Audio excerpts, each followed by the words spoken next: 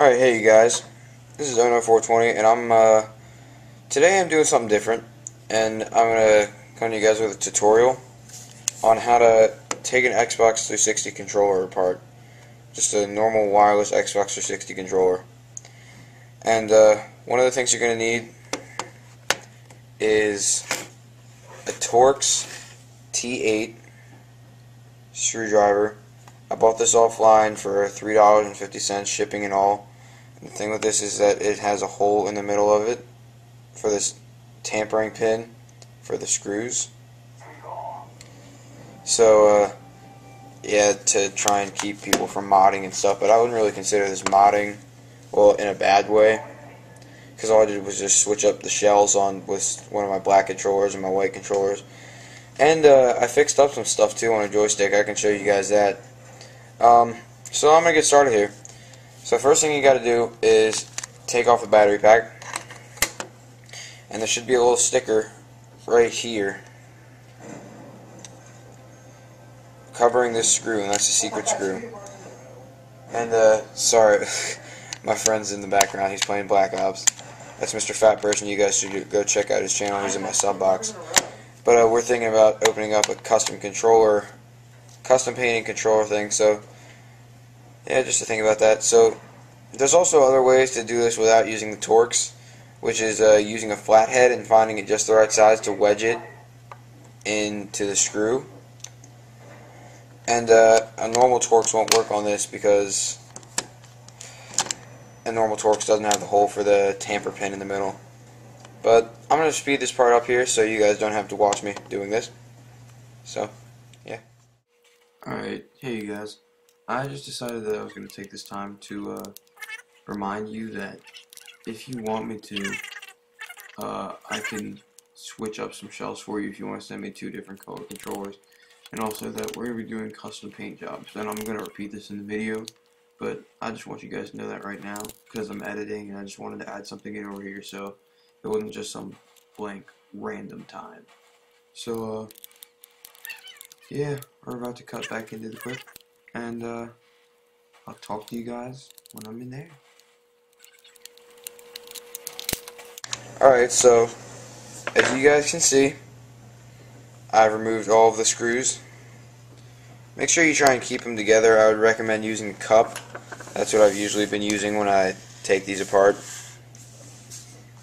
So take all the screws out. There should be a total of 7.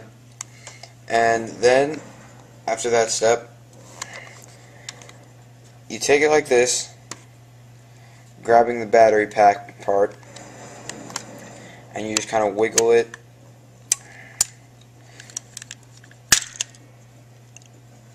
until it comes apart. Just like that. It's pretty simple. Now, that's ready to do whatever you want to do with it. You can switch it up, paint it, do all that kind of nonsense. Next thing you got to do is with this, grab this gray part and just kind of start prying it away from the rest. And you're going to think that you're going to snap it, but in all my cases it never snapped. And it's going to go just like that. And these rumble packs, you can take them off, which I think is kind of a waste of time, but I just let them hang there until what I'm doing is finished. And then, let me put this back on here so I can show you. The buttons are right here.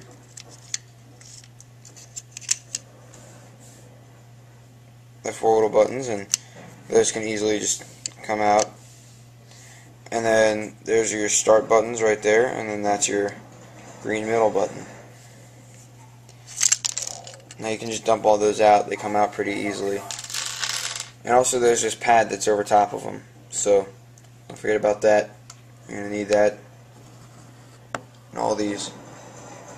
And then there's a tricky one, the silver, sorry about that, the silver outlining of it comes out right here.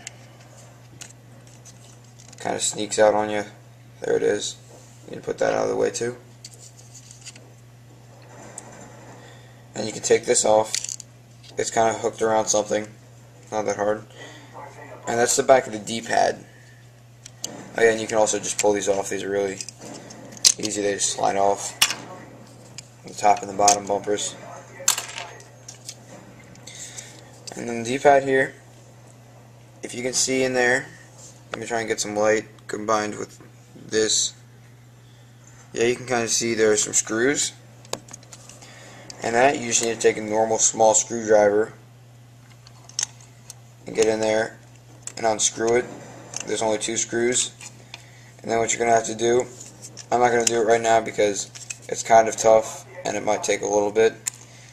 You're going to want to take a screw and wedge it in here and then under that flap that sticks out, and try and pry it off, because you'll hear a click sound and then you'll know when it came off. And then it should just separate, and then this part will come off, the D-pad, the actual D-pad, and then the back. So that's that. Here, if you want to replace an analog stick, which I didn't replace one, but I have been switching them up for the good ones and bad ones. If you want to replace an analog stick or fix something up, you can just take these off. They're really simple. Take it off, put it back on. And earlier, this is the one. My brother had broken this. If you ever have any controllers that they kind of just slack out and they just fall down and there's pretty much nothing holding them up or keeping them straight, that's because this little thing inside is broken off, and this can easily be fixed if you just unscrew it. I super glued it, and then all you gotta do is just stick it right back on there.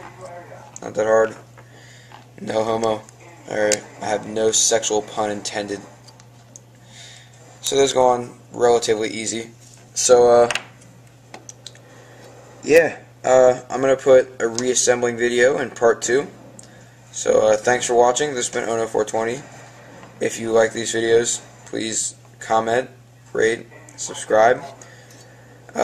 Only like it if you actually liked what you've seen. And subscribe if you want to know more about this.